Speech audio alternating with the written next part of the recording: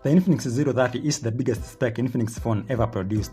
It has been developed as a vlog smartphone, and therefore it's no surprise that it can shoot 4K videos at 60fps on both the rear and front cameras. It is powered by a 5G powerful MediaTek 8020 processor and can have up to 21GB of RAM. For such a slim body, it has a 5000 mAh battery and supports 68W charging. I'm glad I have this phone for a full review, so strap in for like the next 6 minutes. By the way, this voiceover is recorded on the Infinix Zero 30. The Zero 30 comes in this big box that has a selfie stick / tripod that has a phone holder as well as a cold shoe for external lights or microphones. I don't have the actual phone box, but the phone comes with a clear flexible phone case, 68W charger, USB data cable, USB-C headset, SIM ejector tool, and with a screen protector already applied to the curved display. One thing that shocked me is that the Zero 30 doesn't support wireless charging.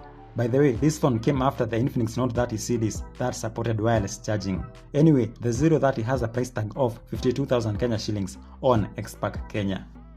The first thing you notice when you hold the Zero 30 is how light it is. It only weighs 183 grams. How did they fit a 5000 mAh battery inside the 7.9mm sleek body? Anyway, since I don't have the official charger for a charging experiment, I improvised, and you will see that later on in the video. The phone has a 3D curved design body with a golden edge accent all around the phone.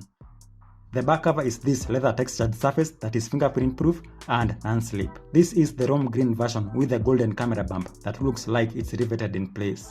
I like it. The display is a 6.7-inch Full HD Plus 3D curved AMOLED display with 144Hz refresh rate. That was a mouthful, but in simpler non-tech terms, it means that it is suitable for consuming media content as well as gaming. But that is if you can get a game that can support 144Hz on Google Play Store. Spoiler alert, there aren't many games that support more than 60Hz, but at least you'll get faster user interface animations. That's why it's always advisable to leave it on auto switch refresh rate. At the bottom we have the SIM tray, microphone and USB port. At the top is another speaker for the dual speaker setup as well as the secondary microphone. The sound from these two speakers is loud enough to annoy people.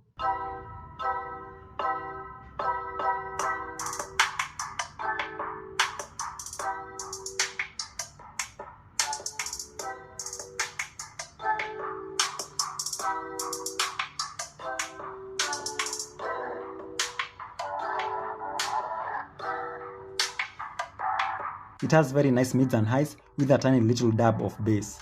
The SIM tray can hold 2 nano SIM cards, so there's no space for your SD card. You'll have to make use of the 256GB of internal storage, which if I'm being honest should have been 512GB.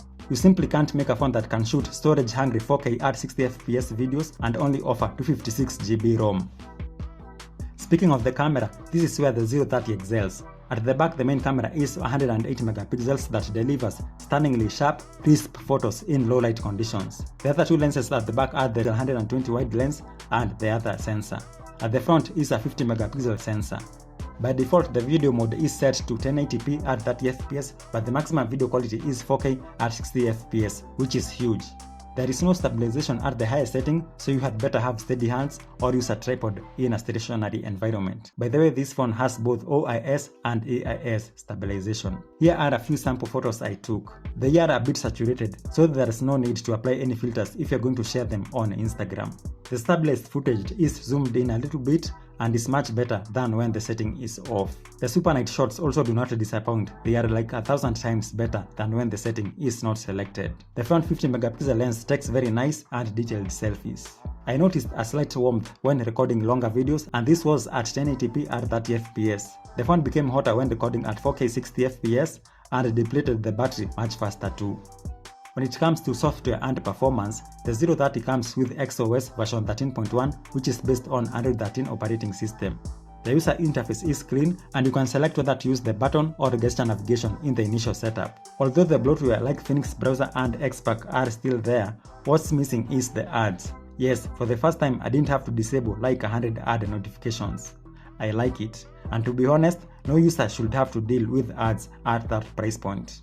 It is equipped with a Dimensity 8020 processor with 12GB of RAM. This RAM can be expanded up to 21GB. This combination makes the applications start up immediately you touch the icon, even the camera application. It also enables faster switching between apps which are just in the background at exactly where you left off. This is very important for offline gaming, for example after checking your Instagram notifications. The 5000 mAh battery could last me like 2 days with normal usage that includes social media, watching movies, and some Ninja Rush 2 gaming. But this is without recording anything on video. What about the charging? Like I said at the beginning of this video, I don't have the accessories with me, but I'll use what I have. For my charging experiment, I used the 80-watt charger and cable from the Vivo V29 5G, and here are the disappointing results. Spoiler alert again, I blame the cable. I got 2% in 1 minute, 21% in 20 minutes, and only 32% in half an hour. This was far from the Infinix advertised figures of 80% in half an hour. Anyway, the charger got the phone to full battery capacity in 1 hour and 34 minutes. Infinix has the special cable they made for this phone. It's either the cable or the phone cannot communicate with the charger to unlock the higher voltages for fast charging to occur. So tell me in the comments, what do you think of the Infinix 030? I think it's one of the best Infinix flagship smartphone that has ever come out. It looks like a flagship and definitely performs like a flagship device, from the camera to the performance. That's it. My name is Dominic. Thank you for watching. Let's meet in the next video and goodbye.